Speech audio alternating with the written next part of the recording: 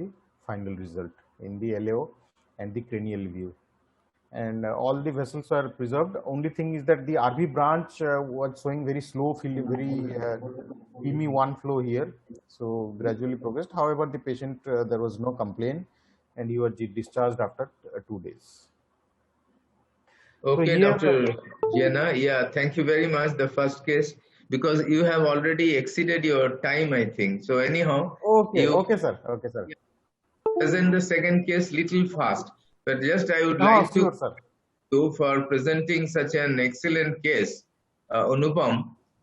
This is like I was thinking that Anupam is like a Japanese operator, and he has shown the skill that like Yamane, how to go antigrade, and when it fails, there is something. You rightly waited for 3-4 days, and then you went through the retrograde, and you have shown it very well. I think it's a beautiful exposition. I was also looking at the blush you have done at the procedure, and that indicates that your perfection was complete. And it was I would congratulate you for doing such a beautiful case. So you would keep little time, but you have to finish by time because you have already exceeded your time. So then it's okay, sir. Second case is almost similar. Yeah. Okay. So I'll just show the reverse cart step. All the other steps are similar. So I'll just show this step. Sure. So this is what the reverse cart looks like. That we take the antegrade guiding. Then this is the retrograde wire is here. The retrograde wire is coming through the septal, and then we inflate the balloon. And once during deflation of the balloon, we try to pass the retrograde wire into the antegrade true lumen. And once it is in the antegrade true lumen, then it is we do the tip-in. Tip-in means we pass the retrograde wire inside the antegrade. So this is the retrograde wire, and it is now going inside the proximal true lumen. And then once it is in the proximal true lumen, then we pass the wire into the antegrade guiding catheter, inside the antegrade guiding catheter.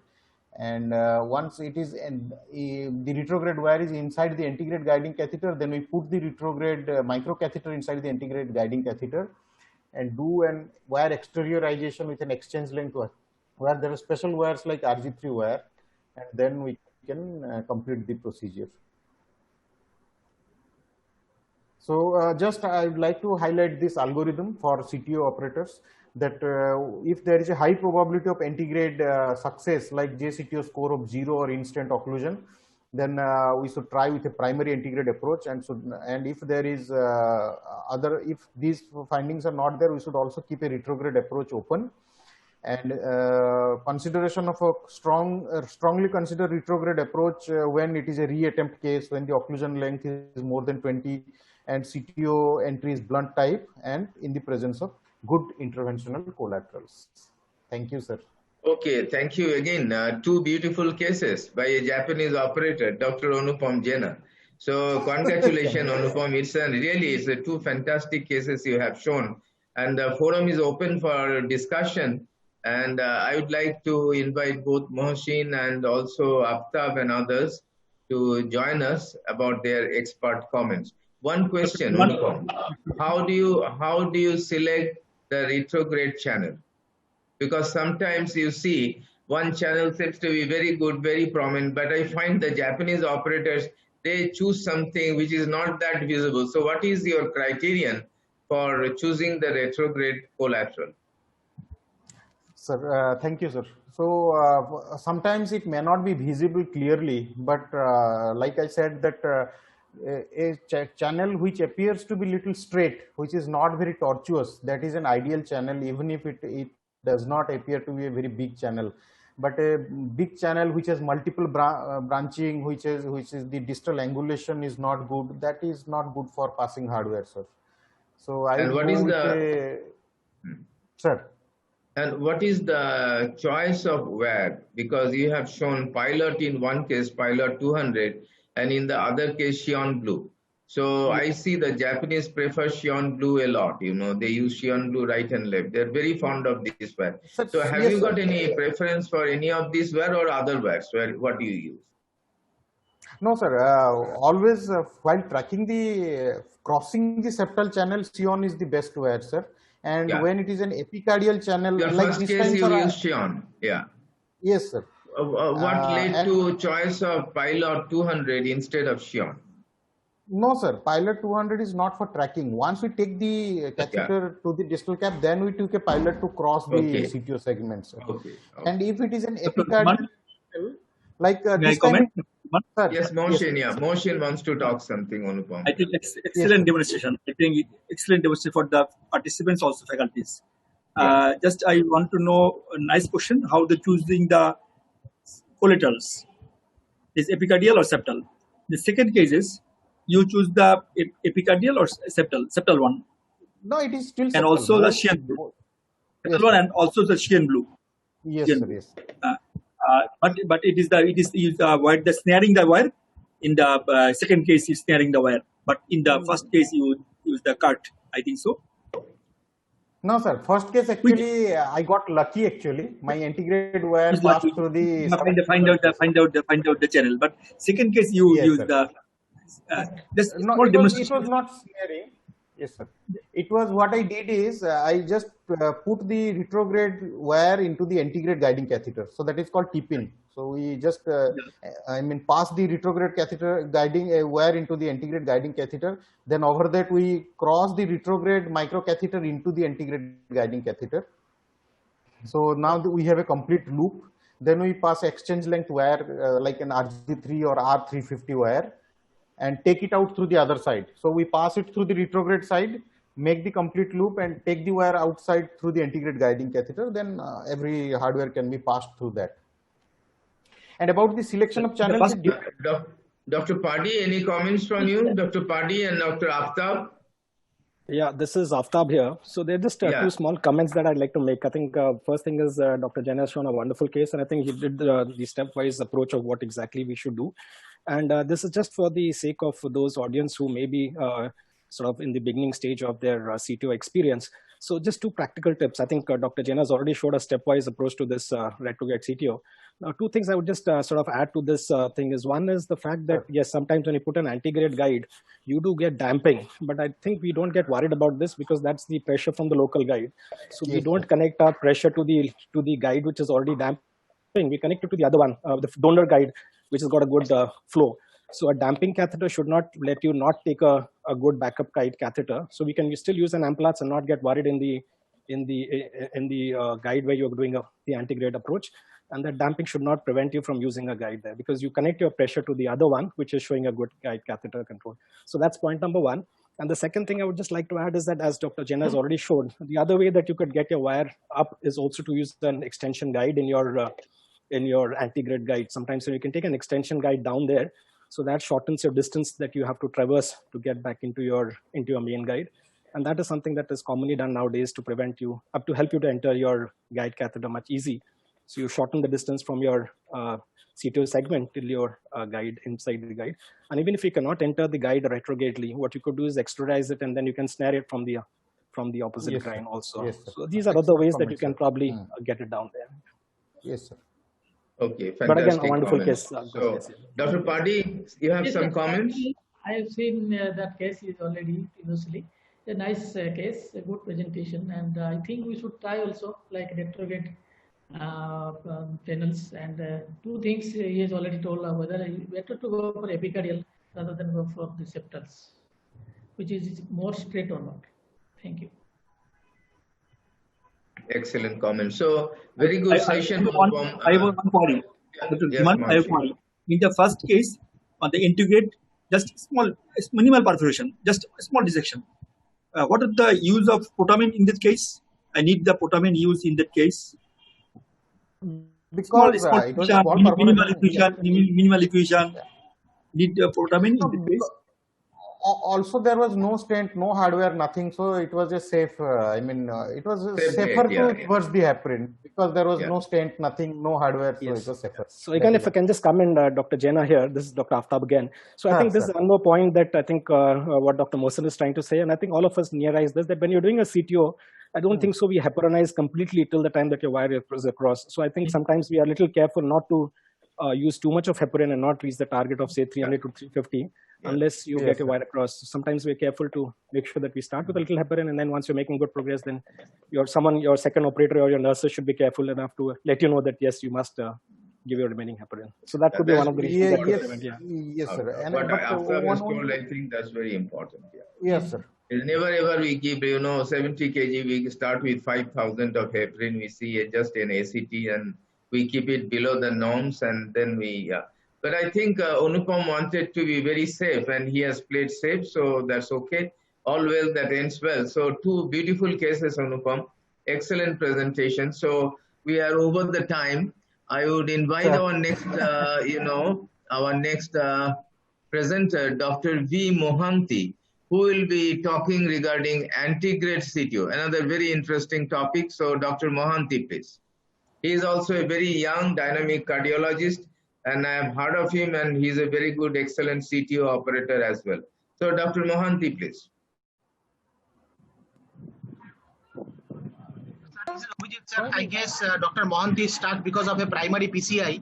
So in case he is joining at the end of the presentation, fine. Otherwise, sir, you can move to the next presenter. So Abhijit, with your permission, can we ask Dr. Ritankar Borkotoki to show a beautiful case of left main PCI? Yes, sir. I think Dr. Ritankar is ready, sir. Yeah, Ritankar, yeah. Yeah, good evening, sir. Good evening.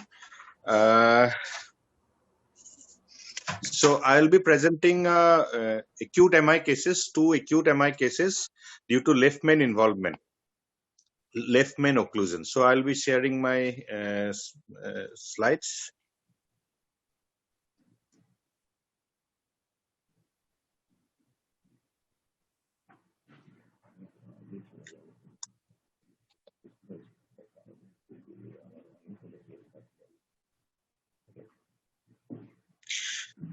Hello, am I audible? Yeah, you are very much well audible. Okay. Yes, sir. So my first, I have 2 short cases. So my first case will be a patient presenting with acute myocardial infarction with severe cardiogenic shock due to acute occlusion of left main coronary arteries.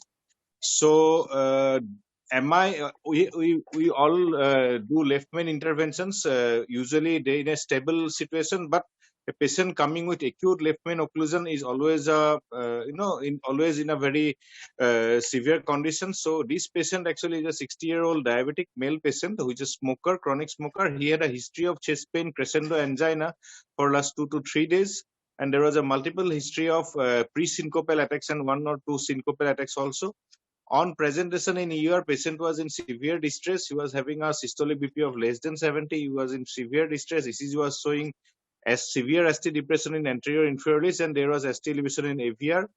ABG was showing severe metabolic acidosis and lactic acidosis, high creatinine. So we know that there is a very little time left for the patient because patient is in a in a very bad condition. BP is very low. He is in a restless situation. So we have shifted the patient to cath lab because by seeing the ECGs, we could see that we might be dealing with a left main occlusion.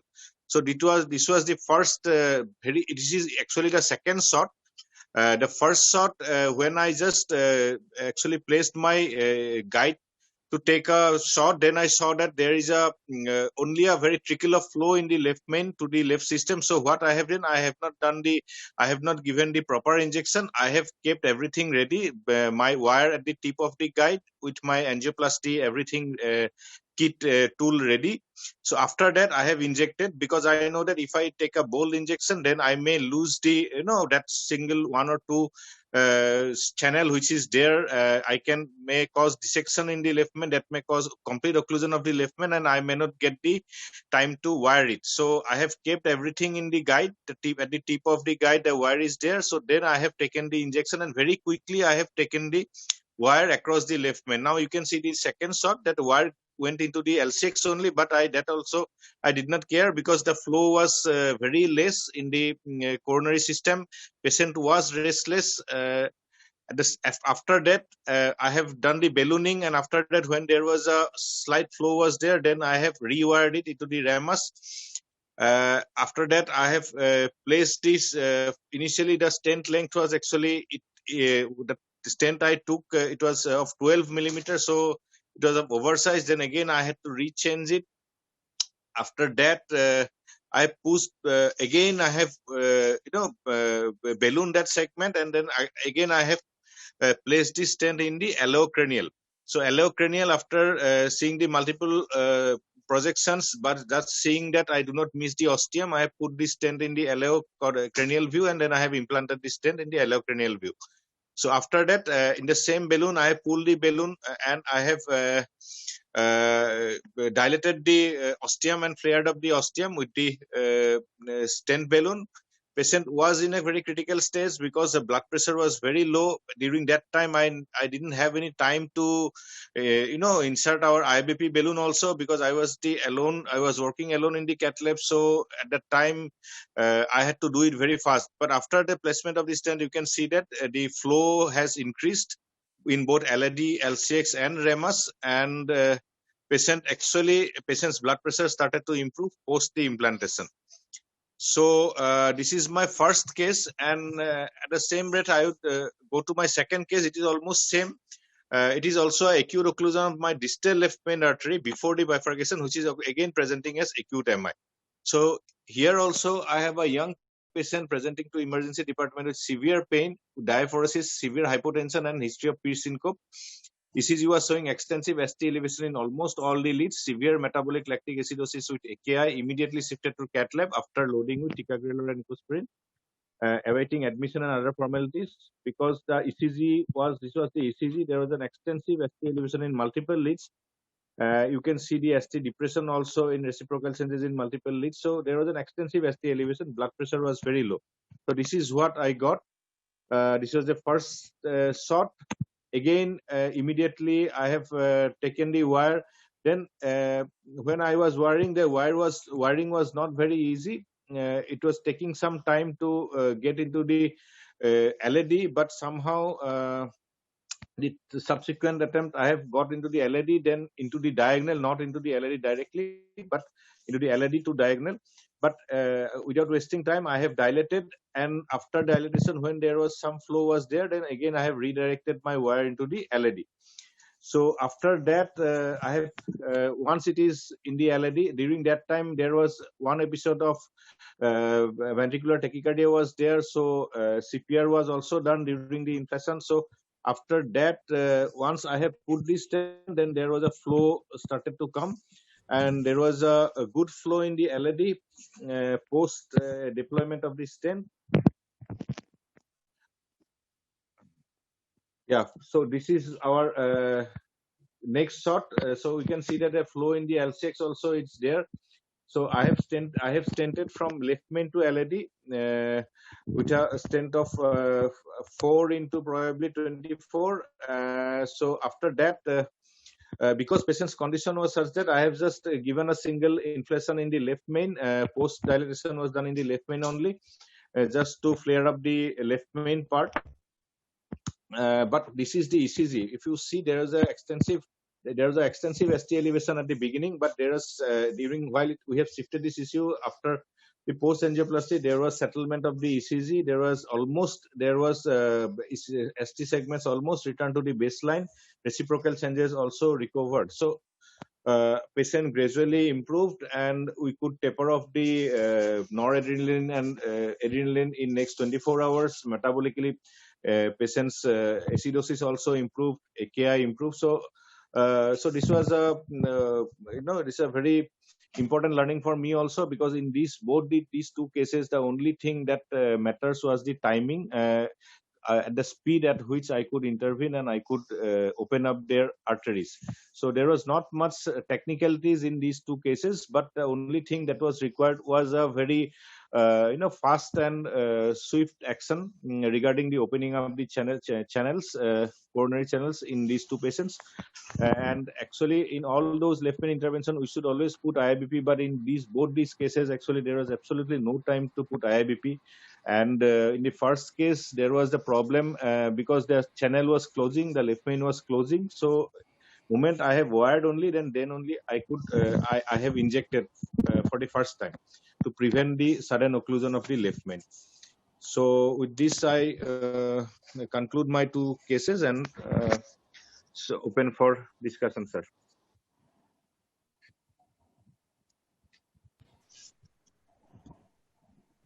two beautiful cases again, and especially I should appreciate your courage. You are very courageous because, sorry, many of us will just not, be courageous enough to take such patients because of the patient behavior and other circumstances, to talk to you frankly. But anyhow, you have taken two cases very courageously, and you have done a great job, I should tell. The first one, the ostial left main, positioning of the stent in the ostium is very, very important. And you have taken the right views and you have dilated. Did you post dilate the stent in left main, and with what size balloon? Yeah, sir. Actually, because the patient was in that situation, so what I have done, once I have deployed the stent, the same stent balloon, I have pulled that stent balloon at midway, and I have inflated it, flared up the ostium, and I have just given a tug in the guide catheter also to flare up the ostium. But I have not again that same balloon I have done post dilatation. Actual known others.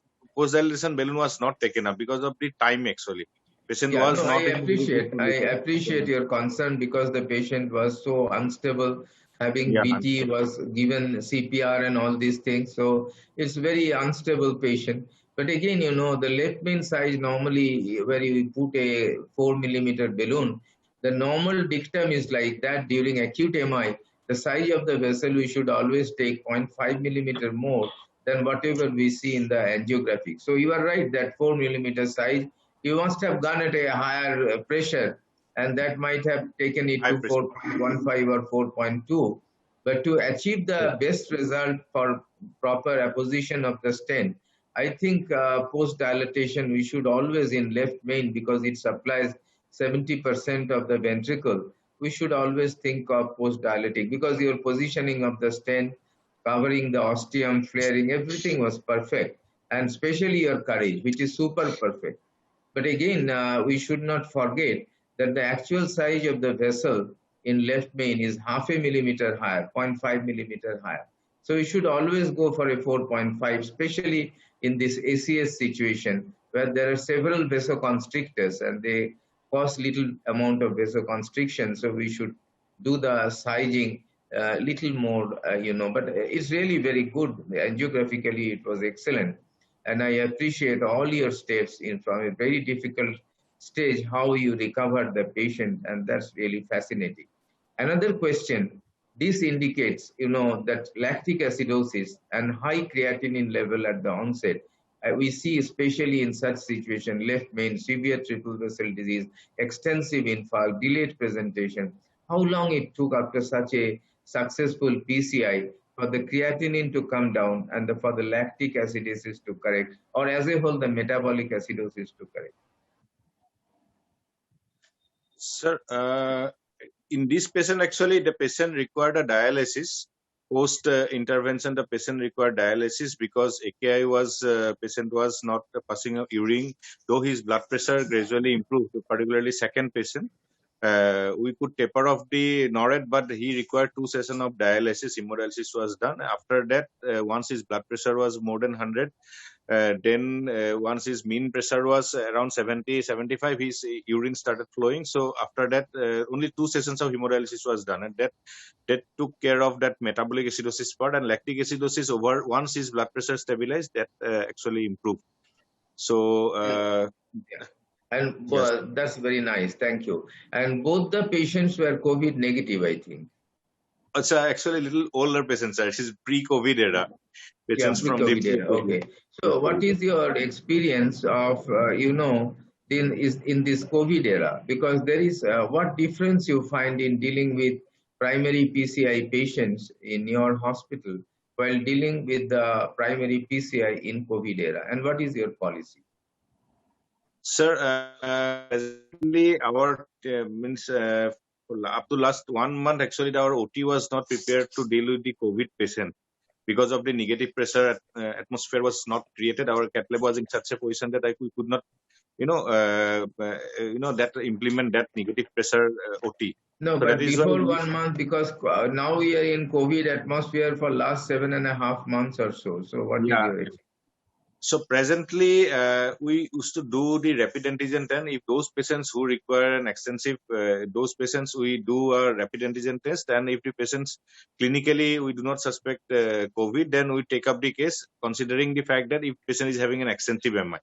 Those patients who are like in delayed situation, like 12 hours post MI, who are having milder symptoms, and then we usually load them with antiplatelets, heparin, and we just see if his pain subsides. Then we wait for the RT-PCR report to intervene. To go for the angiography and angioplasty, but only those patients who require who are extensive interval MI, who is in pain, in those cases we do our rapid antigen test in 10 minutes, then we take up the case. But these patients which you have shown, yes, Ritankar, these patients don't survive if we go up to that. The patients, patients which you have shown, if we go for all those tests, the patient will not survive till then. Yeah. In those cases, probably in our center, we still now go for primary PCI. Of course, our approach is very cautious, and we also try to see by GeneXpert method, because the TrueNAC takes few more hours, and GeneXpert is little more sensitive and specific for the COVID antigen test. And we go for it because the results come very quick, and if we can wait for say 2 hours, we go for the conservative management or thrombolyze the patient, and then after 2-3 hours we take it. But 2 comments about primary PCI in COVID era. Number 1, the thrombus load in the coronaries are much more than non-COVID patients, because the blood as a whole is a procoagulant. In acute MI, always the blood is procoagulant. We know what is what. You give heparin, and the blood, we find there is some clot here and there. That's our daily experience. But in COVID, it is extraordinarily procoagulant. And we have to use, a lot of heparin and sometimes FT5 also, and sometimes, though rarely, suction. And so all these procedures make it very cumbersome. And secondly, there is non-occlusive disease in almost 40 to 50% of the patient. I don't know whether you have gone through a paper of Sripal Bangalore, which was published in NEJM, where he has given a very small number of patients, COVID patients, and he has told in his series, small series of course, the incidence of non-occlusive disease was 46%. Means about half the patients, we don't have to do anything. You suck the thrombus if possible, or you give some intracoronary abciximab or something like that, and thereafter we give some prasugrel, because it's the strongest of the antiplatelet drugs. So we should be very cautious about this COVID patient. First of all, the safety of ourselves, safety of the doctors, safety of the nurses, and safety of the cath lab. As you are rightly doing, if there is no negative suction, we should think twice before starting. But again, these sort of patients don't survive. Like you have given a new life to these 2 patients. Very courageously, I must say. I make comment. Really fascinated to tell Mohsin that this young man has shown excellent presentation of the standard of intervention being practiced in our country. Because Bangladesh also we consider as our own country. I personally belong to Bangladesh. So Mohsin, your comments, please. And the forum is open for comments and also change of opinion. Yeah. Regarding COVID era, for primary PCI, my observation, it is better to go for pharmacoinvasive. You first keep the 1080 place and do the RT-PCR. So the effect or thrombus body reduced within 3 to 4 hours. Then you go for the primary PCI. This observation is very well documented in practice in our country. So we get enough time after giving the thrombolytics, and after 4 to 6 hours we're giving the primary pharmacoinvasive therapy. But what I want to mean, that these 2 patients are excellent exposition of the subject, that if we do thrombolysis, do we believe that these 2 patients would have survived? No. Right. I don't think these 2 patients have survived without primary PCI. Fortunately, it went in the pre-COVID era to Ritankar, and he could make both the patients survive. It's an excellent exposition. Right. Have any comments of yourself? Aptas is a great operator. No. Yeah, so And I think also then Dr. Padi. Dr. Padi, please come with your comments. I appreciate that the doctor has done the right job and in the right time in the COVID era. And these are the candidate for the pharmacoinvasive because they are very sick patients. They need immediately the left main and the coronary to open up to start the function of the heart. And they have done an excellent job. I appreciate that in this era, and he has taken this chance and he has done it. I think whatever is the appreciation, Dr. Kali has told that that the left main has to be a little bit more dilated in the osteum, but there is no time to do that patient. So, whatever the things they have done, I appreciate. Yeah, Dr. Ritankar, this is Dr. Aftab here again. Very well taken, Dr. Padi. Very well taken. So, Aftab, are you there? Aftab? Yeah. Can I make a small comment, Dr. Ritankar? Please. So I think So Dr. Dhiman, and I think we've all learned from him, and I think we've all learned that yes, we've had these two successful cases. But again, I think there are certain things that I would still want to be careful about before we rush to take these patients to the cath lab, because not all of these patients would translate into successes, and I don't want my junior or the beginners who are there to rush through these steps without sort of knowing the steps that we would normally do. So I think the first comment that Dr. Dhiman said about the acidosis, and I think that's an important point because yes, we know that once you've revascularized, you do improve the lactic acidosis, but then it's a vicious cycle. Sometimes unless you correct the acidosis, you may not get a good blood flow coming up again. And so my question is that what was the echo before we took these patients up? So we've had both these patients. Did we have the echo LV function before we took them up? So that sometimes gives me an idea about how these patients are going to do and whether I really need to put an additional support in terms of a hemodynamic support for these patients. So what actually? Yeah, first patient I didn't have the time to check for the echo. First patient which was the ostial left main. Patient was almost collapsing, and when I saw the patient in the ER, I was in the OPD. OPD was just next to my ER. So when I saw the patient in the ER, immediately we have decided that attendants were also like what I have seen that they also know that the patient is in a very serious condition. Patient had multiple episodes of pre-syncope, syncope, and was having very severe chest pain. So they were like, okay, whatever we can do, we'll do. So during that first episode, pre-angioplasty, I didn't have time to go for the echo. In the second case where there was 100% occlusion of the left main, but in that case, probably I do not know if there are some collaterals which was forming because that lesion, actually, if you see, I was having a hard time wiring that left main occlusion, 100% occlusion distal left main, and I had to change my wires twice. And after that also with very difficulty, the older balloon didn't go. I had to take a new balloon. So during that, I could have an idea that probably patient was having this occlusion for some more time, and suddenly it got occluded 100%. That is why some collaterals were there probably, but I didn't have time to check for the RCA during that time before occlusion. So that was coming back to my second question that was there. Second patient echo was not bad. It was at least above 35% echo was there, EF was there. Right. Yeah, and the second issue is that I see that in both these cases, you have taken a guide catheter, which is the proper thing to do. That when you are doing the culprit, we don't waste time with a diagnostic and you go with a guide, as you said, with the wire. But again, I would also ask, did you take the non-culprit shoots? I mean, did we have an RCA shoot? Because I don't see the RCA shoots and end of the procedure only, I took the non-culprit shoot. RCA shoot was done in both the arteries. It was both the patients. RCA was no significant blockages were there in the RCA. At the end of the procedure only, I have taken the RCA suit.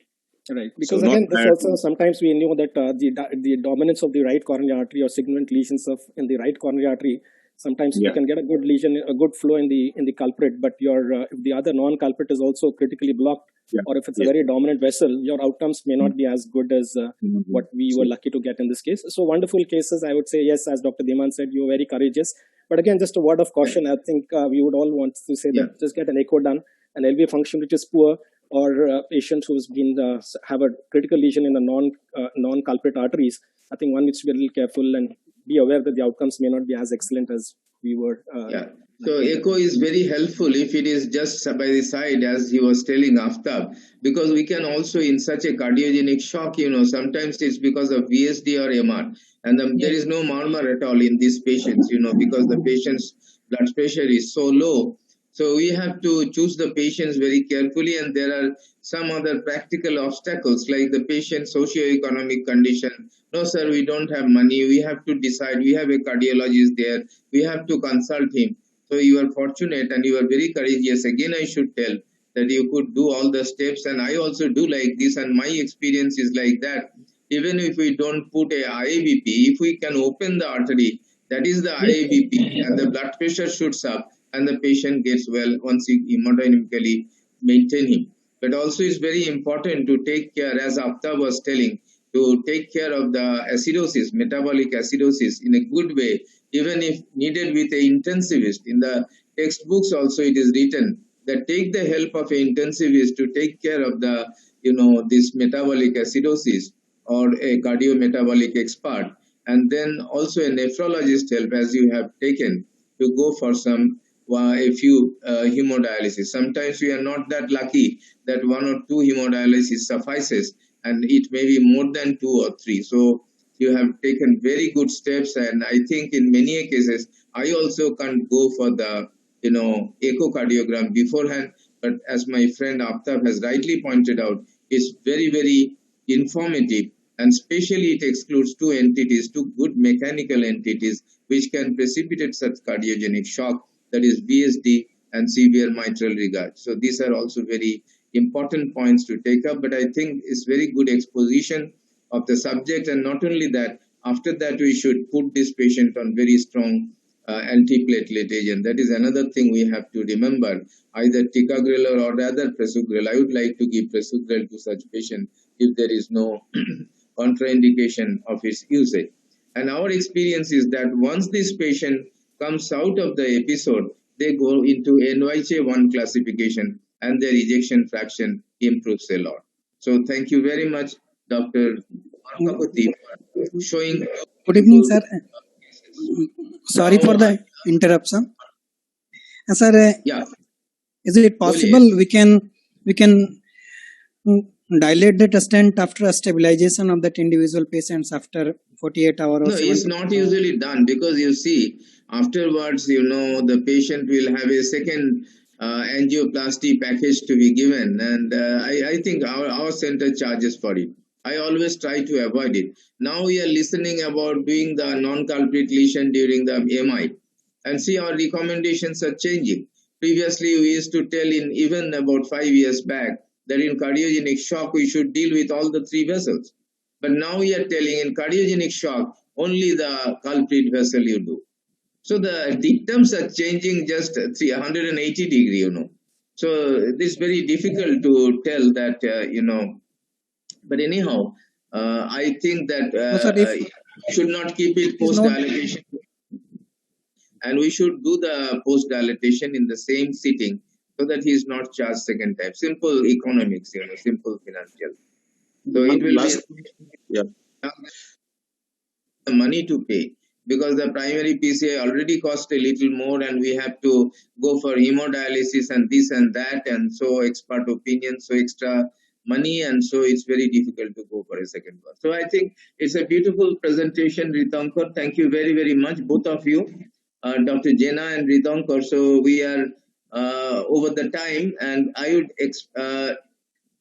invite my next speaker from Bangladesh, Dr. Rahman, Arifur Rahman Sahab. Please you present your case. He is also going to present a CTO lesion. Dr. Rahman, please.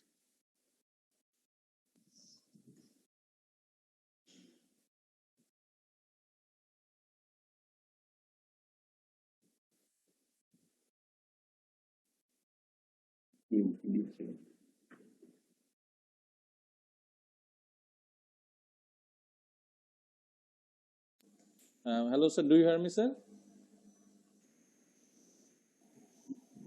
Hello. Yes. We can hear you. Can you please go to the full screen mode, sir? Yes, sir.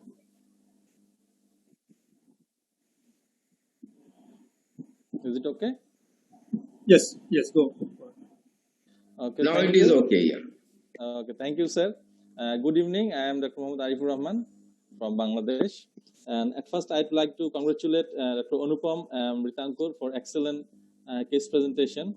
And I also like to thank my mentor, Professor Mohsen sir, for giving me the opportunity. I am just a beginner for CTO.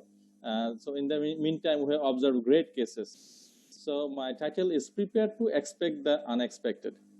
So the case summary is a 57 years old gentleman who is a hypertensive diabetes smoker, presented with severe central chest pain for 5 hours. On query, he mentioned he was suffering from exertional chest pain for last 4 months. And ECG showed ST segment elevation in anterior leads. On echo, there was interseptal hypogonesia and ejection fraction was around 40 to 45%. Her blood sugar was 10 and other biochemical parameters were normal. So before seeing this history, we usually plan to go for the angiogram.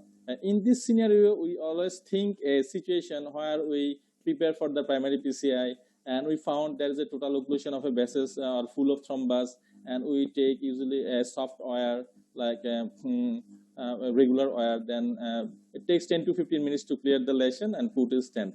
But in this scenario, we found there's a totally opposite scenario. Let's have a look to the angiogram. We see there was a total occlusion of LAD, and there's also thrombus in the proximal part. There's also a significant lesion in the distal LCX, and major OM on proximal part was also diseased. So when we shot the RCA, we found there was a strong retrograde filling of the distal part of the LAD from the RCA. It signifies there was a significant lesion for the long time, and it was an acute and chronic situation. So we have to reorganize our planning, and then we prepared how that we should go in the planning of primary PCA or in the planning of CTO. Then we plan to go in the setting of CTO. So what we did, we scored the CTO lesion for JCTO score, and we found there was score is initial the segment is blunt, and there is huge fibrosis with mild calcification. So the score is difficult, that is 2. Then we prepare with a bifemoral puncture, you see, to visualize the retrograde segment of the LAD. And we found we should plan for integrated approach considering all the factors. And though the end was blunt, proximal cap was blunt, so we planned what will be the best wire and best hardwares for this tackling this situation. Considering all this, we took a EVU 6 and a right catheter, and with this we prefer the Conquest Pro 12. It has to get some special characteristics. The end is tapered and slippery, and tip load is very good, and it is also penetration capacity is also good. If we consider the lesion, we can see the distal segment of the LAD is very narrowed. That means there is a huge fibrosis which extends from distal to proximal. So we need a wire that will have good force and tip load. Considering all this, we took Conquest Pro, and we gradually we proceed. And initially, we thought we have just crossed the lesion and entered the lumen. But in the second session, we see there was no distal flow from antegrade lead. There is flow only retrograde. Antegrade flow was disrupted. Most probably, we are on the false lumen, or we proceed to subintimally. So we initially thought whether we should take another wire to find the true lumen, or we should pull the wire and proceed in the new direction. So as the lumen was narrow and the space was congested, so we planned to pull the wire and proceed in the new direction. What we did, we pull the Conquest Pro again in the proximal situation and proceed in a caudal direction so that we may enter in the lumen. And for this, we took several views to fix the direction. And in the same time, we took help from a 1.5 balloon catheter. And ultimately, with the help of this balloon catheter, we could succeed to enter in the true lumen. So here we see we have entered in the true lumen, and then we gradually dilate the lesion from the 1.5 balloon from distal to proximal. After establishing the flow, what we did, we exchanged the wire, a floppy wire, that's here in blue. And through this wire, we gradually balloon and prepare the lesion so that we can put the stand and it can inflate comfortably. We oversize the balloon to make the way smooth. Then we took a 2.5 into 30 millimeter synergy stand,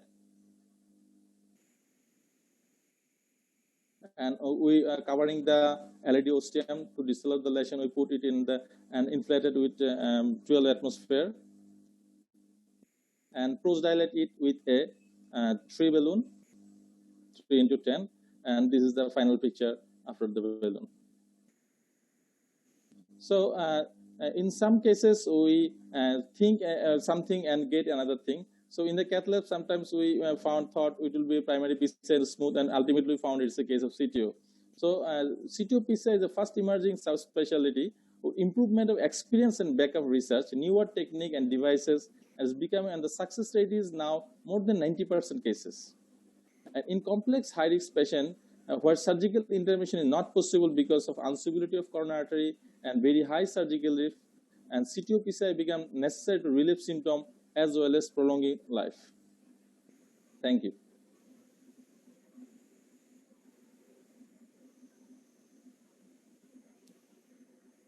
Presenting an excellent case again.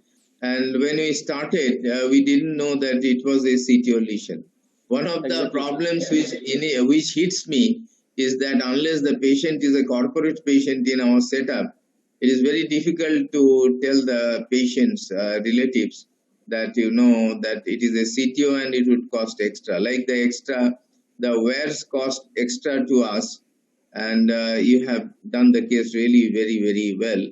And I should ask the opinion of the forum for their valued comments. Aftab, Dr. Mohsin, Dr. Padi, all of you, I request to give your expert comments regarding when we get a patient in the CCU, initially we get a signal to the cath lab that we are coming with a patient, and it's like you get some idea what will sort of patient. In this case, we prepare for the primary PCI, and which is usually in our station, it takes after entering the cath labs, within 20 to 30 minutes, we just close the case and make the patient stable quickly.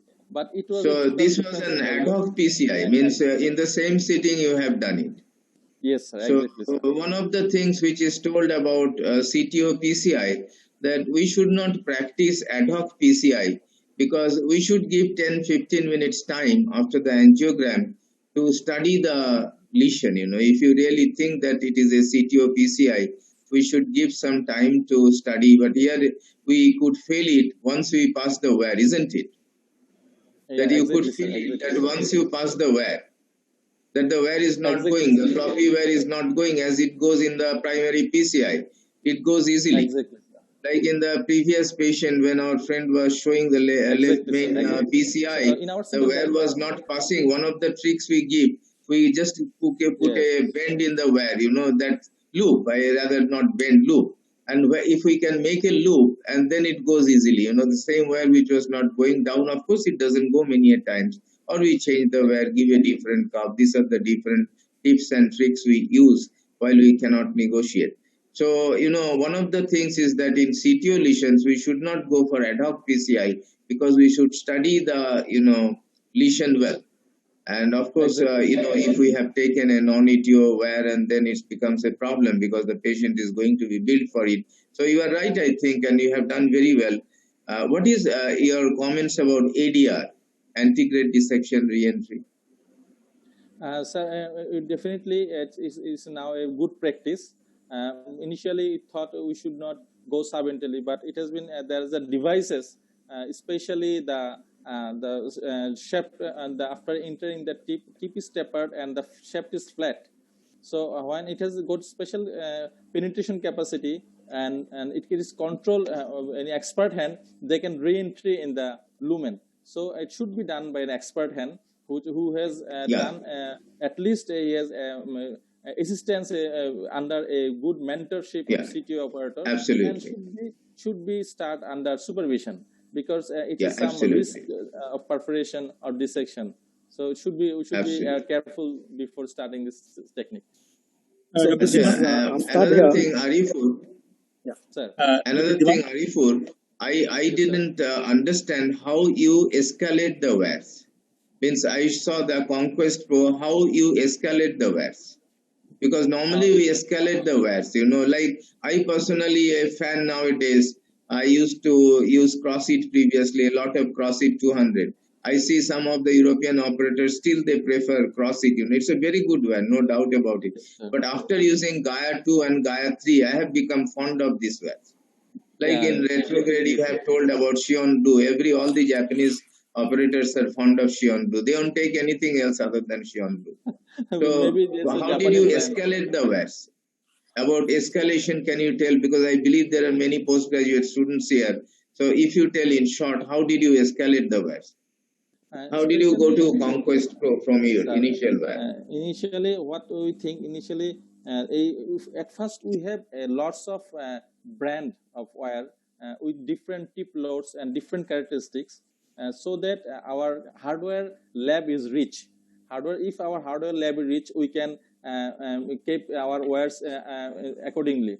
Initially, what we think, the tip load is a very important factor. And second thing is tip load is related to force. If we have to start with but initially we have to analyze the lesion morphology, whether there is fibrosis more. No, I am asking you how you went up to Conquest Pro from your initial wearing. When you couldn't go further, what was the different wears you used from first wear to Conquest Pro? Because we don't go to Conquest Pro at the very beginning, isn't it? So how did you go? Right, sir. Initially, our lab usually have the Fielder XT. Fielder XT, and most of the operators in our center prefer Fielder XT. And we also do like that. Yeah. Right, sir. And then go to the Miracle series. Miracle series are very good trackability and the feelings that is reverse feelings, that is whether there is resistance. Resistance is very important. It is very well understood by the pilot. And then gradually we go to, after pilot 50 or 300 like this, then go to the Conquest Pro. But in that time we had only Fielder XT in our hand, and then after the Conquest Pro, there you don't use much of Gaia series of words, Gaia 2, Gaia 3. We are also not acquainted with this, because in our center most favorite is the Fielder XT and the Miracle series. No, Fielder XT we also start with that, but our experience is that we are very happy with the Gaia 2, and if you use, I would request you to use more of Gaia 2. It's a very good wear, you go over a micro catheter, and I think it's a very good one. Any lesions which seem to be very tight, very uncrossable ones, but they are easily crossed with Gaia 2 with a micro catheter support. So I would request you to go for it. Because this VAR. Dr. Dhiman? Yes, Dr. Thank you, sir, for your suggestion, sir. The excellent case demonstration, Dr. Arif. Dr. Dhiman nicely said Gaia is the most friendly for the operator. Yeah. Nice. But Conquest Pro is the very much easy to oscillation, as Dr. Dhiman for the juniors, for the how you oscillate the so nicely with the digitally is really a nice. But it has been done very nicely, no doubt about it, because it's a dangerous one. It can cause perforation anytime. Exactly. So it's a very beautiful Can I comment for a one. minute? Yeah. One thing, your Conquest Pro goes digitally in the first lumen or subintimal. So Mohsin, Dr. Aftab wants to talk something. So I will come back to you, Dr. Mohsin. Yeah, Aftab, please come on. Yeah, thank you. Dr. Arifur, I think again, as Dr. Dhiman said, a wonderful case, and congratulations on the success both for you and the patient. But there are certain, I think, as Dr. Dhiman again said, there are many, you may be a very experienced operator, but I think we also need to keep in mind that there are many young, new people who also may be looking at this. And there are certain warnings that Dr. Dhiman has tried to put in, and I think I would agree with him. The first thing is that I think when you do a CTO, I think it is by default that we always should use a microcatheter. I think without a microcatheter doing any CTO is difficult because you cannot change your wires, you cannot do much. Absolutely. That is point number one. And the second point I would say is, again, though Conquest Pro is a very good wire in stable hands, as Dr. Dhiman said, it's a needle, so it can go anywhere where you want to take it. It can go anywhere that you wish, and it just goes like a knife in a butter. So it's good. Yes, you must get that different tactile feel, but one has to be careful because it will just go wherever you wish it to go. And unless you are good to get a tactile feel, you may not really know. And therefore, that is what I think Dr. Dhiman was trying to say, that it is something that we escalate, and you don't start off primarily with I mean, that is what we normally suggest, that we don't start off with the Conquest Pro. The second thing is that it's a penetrating wire. So we would use to penetrate, but then we would then exchange it with a microcatheter and take another more wire which is more friendly, rather than using it to, because it just goes anywhere that you wish it to go, and that's one thing that we are a little concerned about. The second point I would also just put in a comment, and Dr. Dhiman also mentioned about the ADR. And I think the ADR is something, sir, I think we are careful with it in the right coronary artery where we don't have many side branches. But in the LAD, when you have all these septals and diagonals, doing a very long ADR may mean that you may sort of close off many of these side branches, and that can also sometimes compromise your LV function or cause conduction delays. So the anterior in the LAD, ADR is increasingly becoming after a very popular choice. Yes, after Dr. Antonio Colombo has popularized it, it's become very popular. And the third thing I'd say, I think like our Indian arteries and Bangladeshi arteries, as Dr. Dhiman said, are very, very similar. I think a proximal LAD, anything less than a 3/0 stent is something that we'd be a little worried about. Though you did do a post dilatation with a 3/0 artery, many times these CTO arteries look a bit smaller than what you have, and therefore after you open it up, you give a good nitro shoot, make sure that the artery grows, and then put in a good stent. So I think anything less than a 3/0 in the proximal LAD is something that we'd be really concerned about. And I think we would start with a 3/0 stent in the LAD and then probably go up to 3.25 or 3.5 in the proximal LAD. So it's sizing in a CTO with a 2.75 because they are sometimes underfilled and you may not get a good distal visualization, and you may sort of undersize the stent. That's something that we'll be worried about. Yeah, it's just like the primary PCI. We take a half oversize. Here also CTO, the arteries are atretic, what we see. We also give, as Aftab was telling, lot of intravenous nicorandil and intracoronary GTN, and that makes the artery sometimes totally different, and we should wait a little. And then we'll inject, and I agree with his comments, very valid comments, Aftab, you have made. Dr. Mohsin, anything you want to tell? Thank you, Dr. Aftab, for your excellent comments, Aftab. Dr. Fadi, you are silent for long. Yeah. Regarding the one causing in the false lumen or subintimal, you go to the distal to the Conquest Pro. Yeah. But when you remove the wire, and again it is a difficult job because Conquest Pro is a penetrating wire. So Dr. Dhiman has said, Dr. Aftab also said, but you've done excellent job. You did superb job. Thank you. Superb. You have done like a very experienced operator. You are very young, but you have done the job like the most experienced CTO operator. So two things we should learn, that ad hoc PCI, we should not do in CTO patients. We should wait a little. We should study the lesion, and if possible, we should defer it for the next day. And we should do, even sometimes we go for CT angiogram to look at the, whether there is a lot of calcium or something, because otherwise we may be in troubles. So, but you have shown the expertise like a very, very experienced operator in this young age. I congratulate you, and I just thank all the, Dr. Padi, any comments? Dr. Padi, are you there?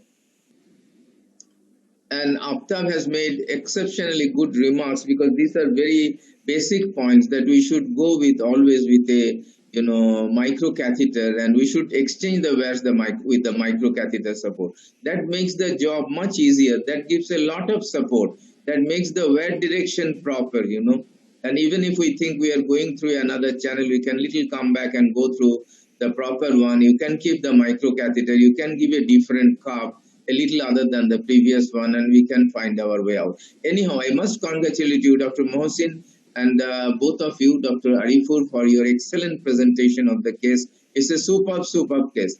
And I thank all the presenters for their, we would be, I know, yeah. So the last case will be by Dr. Binit Kumar, I think. Dr. Binit Kumar. But Binit, I am to be excused because Binit, I have to go to the cath lab. 4 patients are waiting. They are all fasting, hungry. So please, for the sake of the human being, I have to It's take. extremely unfortunate, sir.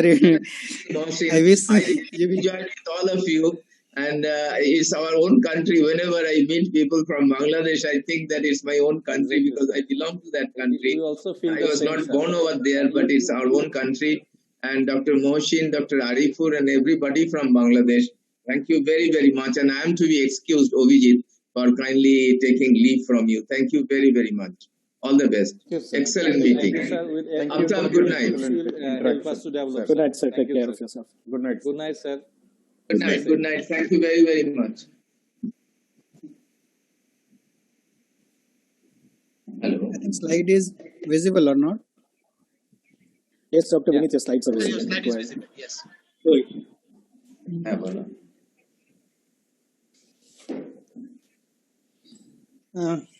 Very good evening to everyone. My topic is failure is the stepping stone to the success. So this is a story of a 55-year-old female having history of hypertension and dyslipidemia, and she is having effort angina function class 2 since last 6 months. On examination, she was hemodynamically stable. Cardiovascular system examination was normal. ECG is showing T-wave was inverted in inferior lead. Echo EF was normal, and there was regional wall hypokinesia of the basal and mid inferior and inferoseptal segments with good wall thickness. The angiogram is showing that RCA suit, that proximal RCA has the CTO with bridging collaterals, and the left injection LMC was normal. Circumflex is fairly normal with mild disease. LAD is showing tubular eccentric 50% lesion with diagonal having 70 to 80% lesion, and the RCA was seen filling from the left injection. So we have decided to open that RCA CTO in the same sitting. As sir was earlier telling, it should not be to take as ad hoc procedure. And that was 6 French radial sheath, and we have taken the AL1 guide catheter, and Gaia 1 wire we have taken with microcatheter support. This was after engaging the RCA ostium with the AL1, and that Gaia 1 was not in the true lumen. Then we have exchanged that wire with progress 40, but it also not crossed. It is again going into the false lumen, and at the same time, one alarming thing we have seen that localized aortic sinus dissection. But one fortunate thing was that it is not extending up to the coronary ostia. So we have taken that suit to localize the dissection. Dye was holding, diastaining was there, but it is not reaching up to the coronary ostium. That is a good thing we have. So we decided to abandon that procedure, and we have just planned to reattempt after 6 weeks later. And after 6 weeks later, we tried to reopen that vessels. And in this sitting, it was not ad hoc. So 7 French femoral sheath, and we have taken the JR guide, expecting that femoral might give some extra support. And directly we have taken Gaia 3 wire, because last time we have feel that Gaia 1 was not penetrating that lesions with microcatheter support, and with some difficulty we can able to cross that lesion. And as we have entered into the RPLV, that branch, we are very much sure we are in true lumen, and antegrade flow was also good. So that we have dilated with 1.5 and followed by 2 mm semi-compliant balloon, and then exchange that wire with the BMWF. And after exchanging, our job has become very easy. Mid to distal, we have stented with 3 into 32 des. Then that proximal part again we have stented there, and after deploying both the stent, we have dilated the whole stented segment with non-compliant balloon with transfer into 10 seconds. And after post dilating, this was the suit checks out.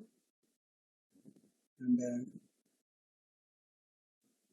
so we can see the initial RCA and whatever we achieve after opening the vessels. And so we can say, as sir or everybody told earlier, we have to avoid CTO as ad hoc procedure. We should not underestimate it. Catastrophe can be avoided by early identifications of the complications. So because in that earlier attempt we have taken the AL1, so that next time we have changed it to JR. And even after aortic sinus dissection, CTO can be successfully tackled if we take some extra precautions. And that was my case. Thank you for the patience listening. So Dr. Vinny, this is Dr. Aftab here. I'm sorry because Dr. Dhiman had to leave. I think we'll just have to try and have some discussion here.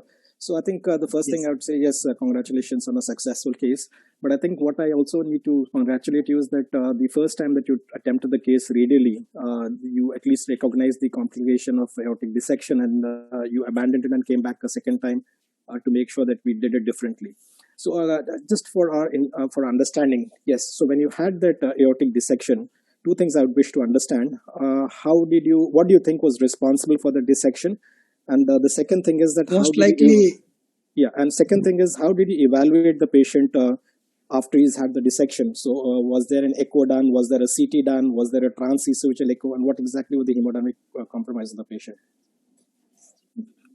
Most probably, I was expecting that dissection was due to guide catheter only, because it might hit in, because at that time when we are manipulating the wire, most likely we have not seen the guide catheter in the field properly. That was the reason. And at that time we have reversed that heparin. After that we have done the echo, and we just kept that patient inside cath lab for half an hour. She was hemodynamically stable, and that second suit I have shown after abandoning procedure, that we have taken after some time to see the extent of dissection. As we have shown it, it was very much away from the ostium of the coronary. So after half an hour, we have shifted back into the ICU, and we are doing the echo, and as she was hemodynamically stable, we are expecting, so we have not done any CT scan. Okay, so I think there are two things that we need to understand and realize. One is that I think if you look at your diagnostic shoots, or your first attempt again, I think we can also see that your GR guide was sort of not coaxial, it was sort of pointing down. And again, this is what I've been trying to tell you all, and this is what we've done the hard way, that for all CTOs, you must make sure that you use a microcatheter. Sometimes we try and sort of use a small, we miss small steps to save money, but then we end up losing much more. Microcatheter was there, sir. Even that earlier attempt also, we have taken that.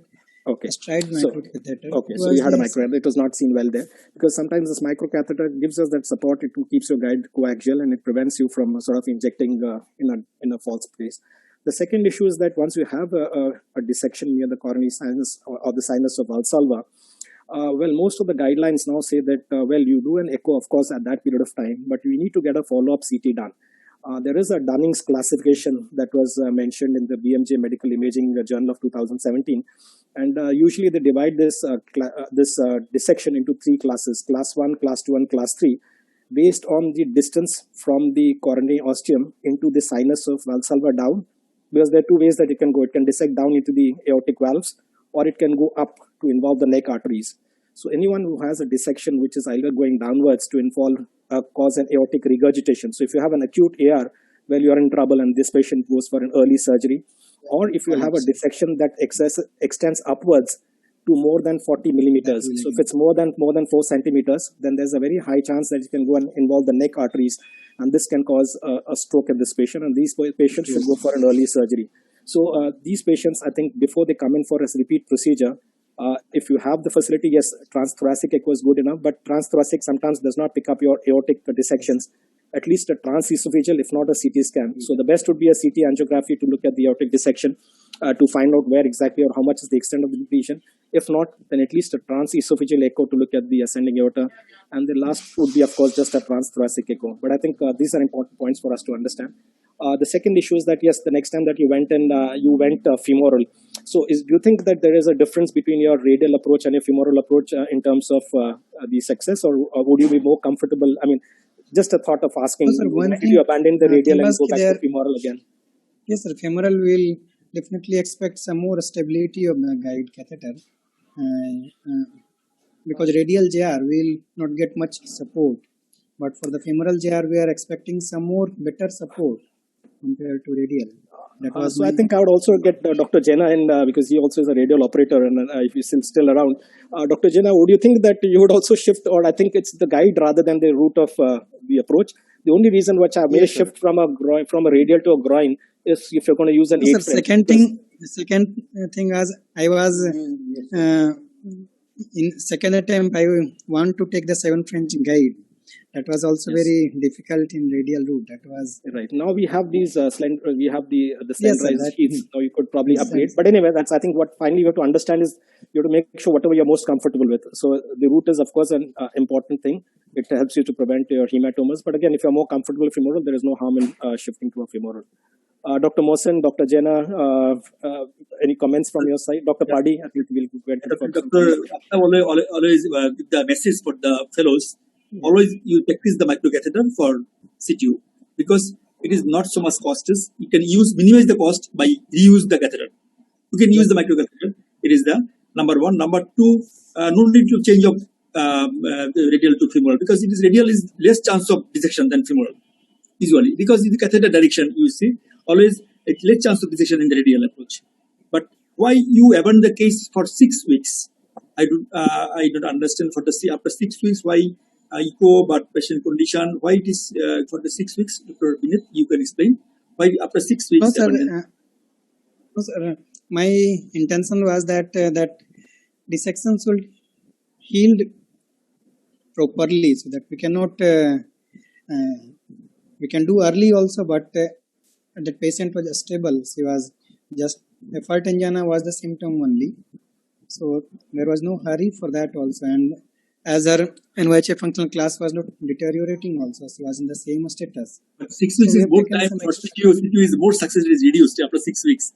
So operator wants to is more early. No sir, because earlier in that angiogram we have seen bridging collaterals was well developed. So it's already I think happened whatever is going to happen there. You nicely managed. You excellent job. Nicely managed your case. Excellent job, Dr. Vinith. Congratulations. Thank you, sir. Yeah, it was excellent. Ask a question, Dr. Vinith. How much heparin you initially introduced before wiring the circulation? Before wiring, we are usually using 5,000 international unit only, and after successful wiring, usually we are giving 3,000 more. And if body weight is more, we can give some more based on the ACT. Usually 5,000 only. Okay, thank you. In 6 weeks waiting period, what antiplatelet regimen you used in your patient? For antiplatelet, what you are asking? Yeah, antiplatelet, yes. No, 6 months not, sir. 6 weeks I told. 6 weeks, 6 weeks, yeah. Yeah, yes. What antiplatelet you used at that time? sir, single antiplatelet only we are giving, aspirin only, sir. Okay, thank you. I want to ask a question to Aftab sir. Sir, the bridging collaterals, how you assess the bridging collaterals for choosing the approach for situation intervention?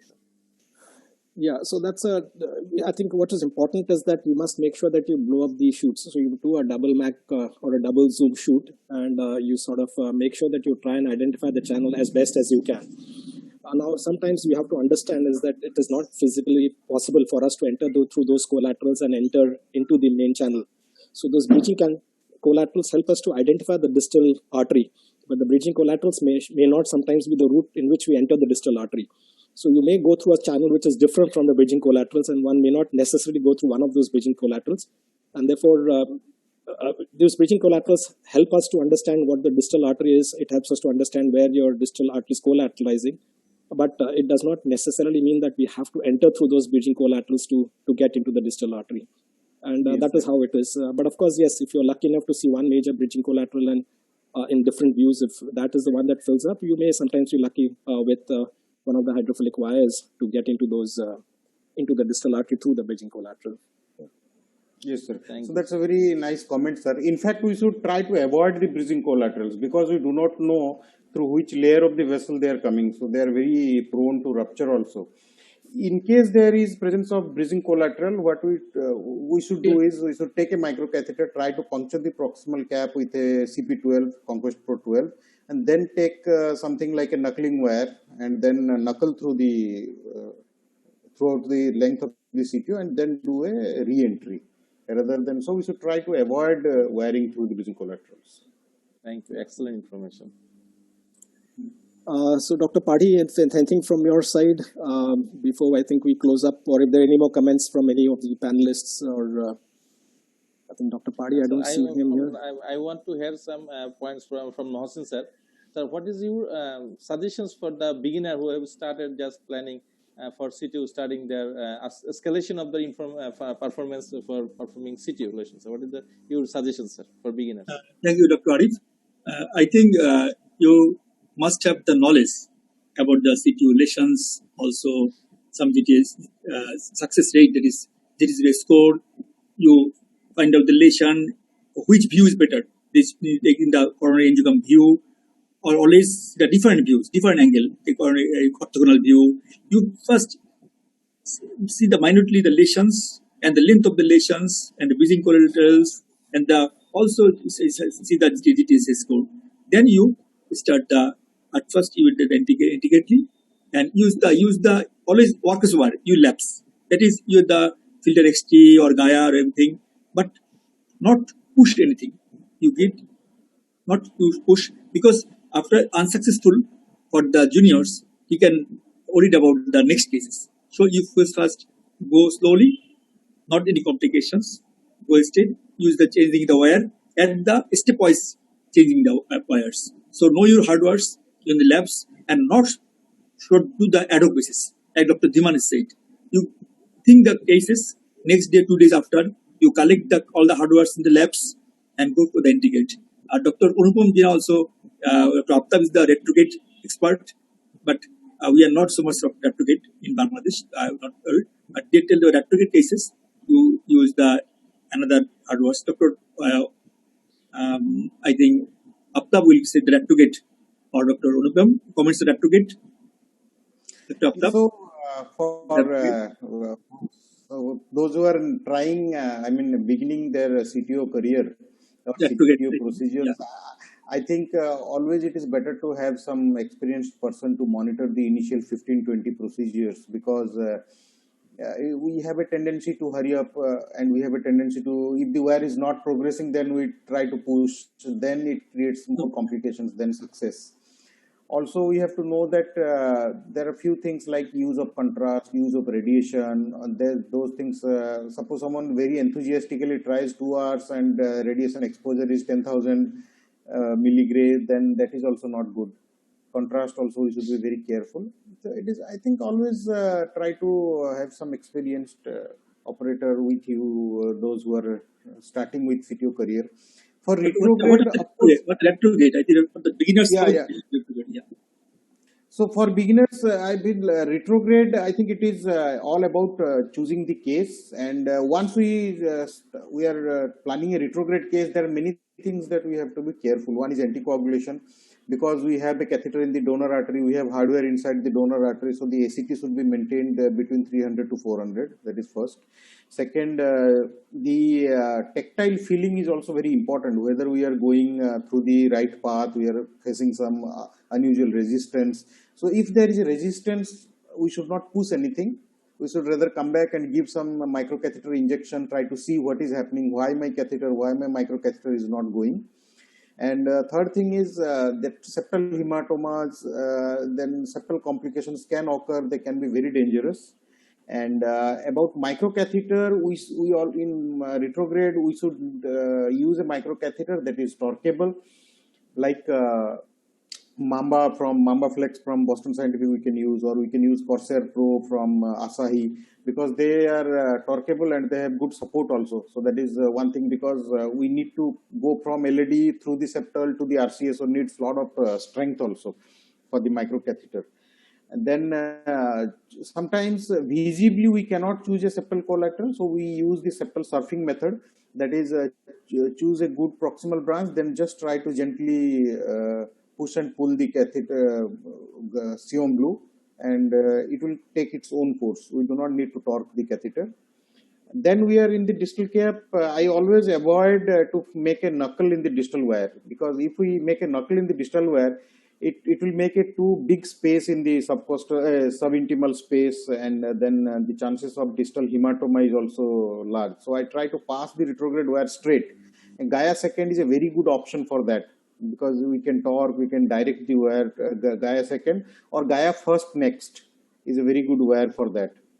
And for reverse cart, we need to use a larger balloon. Usually we need to use a 2.75 or 3 balloon, 1:1 or at least 0.8 vessel size. So we need a larger balloon for the reverse cart.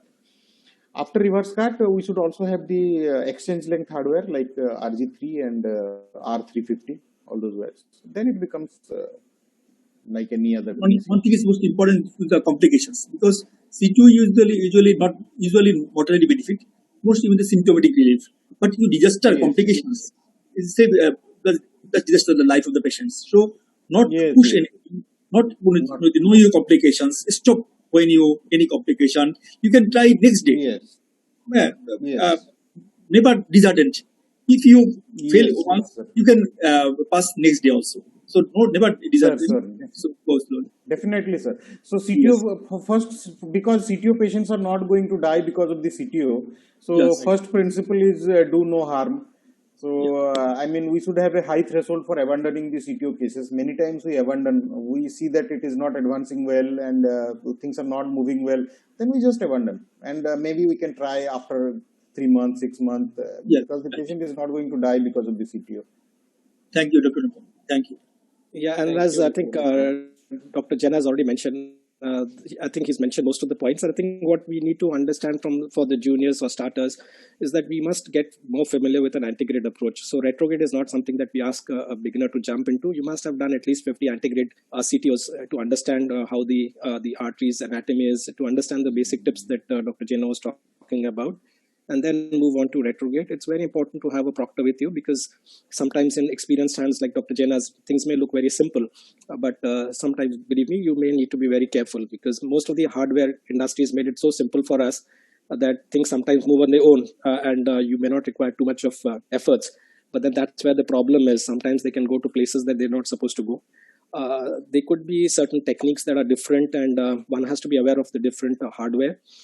Planning a case is the most important, as I said, and make sure that you do all the tests that are done, including sometimes the CT angiography, to help you to understand how the calcium levels are and what is the level of the tortuosity in the artery or the ligament, the length of the CTO prior to taking these patients up. Some of us, for example, I am a fan of a knuckle wire technique, because I feel that even though you create a bigger knuckle, you still don't perforate. So chances of perforation of an artery are much lesser with a knuckle wire, because you're less likely to go outside the artery. You're likely to be subintimal, but you don't go out. But again, I think it's something that you build over a period of time or built where you basically have been trained. But again, as I said, it's something that you need to learn, and most important is to keep all the hardware ready. The last thing you want is to sort of have a wire which has come up to the retrograde guide, and then suddenly you find that you don't have a wire to extrudize or a wire to trap it. So there are many other techniques, and I think most important is the safety of the patient, as all of us have re-emphasized. Safety comes first. Successes or failures can be accepted, but not complications. So a patient should not have a complication. That's priority number one. There have been cases where we were able to open up the artery, but with such dissections that we don't put a stent immediately. So you can sort of get these patients back some weeks later once these dissections have healed, or you can come back with a second approach or with someone who's more experienced, or you can come back and review with another technique. But I think that's what is important. Accepting failures is a part of the job, but keeping the patient safe, I think that's priority number one. So I think we're almost at the end of our session. Abhijit, I think we don't have the last speaker as yet. I think he's still busy with his primary. Yes, sir. You are absolutely correct. So finally, thank you so much for all of you, especially Dr. Khan, Dr. Kahali, Dr. Mohsin Ahmed, Dr. Anupam Jena, Dr. J.K. Pari, Dr. Raman, Dr. Vinit, and also Dr. Ritankur.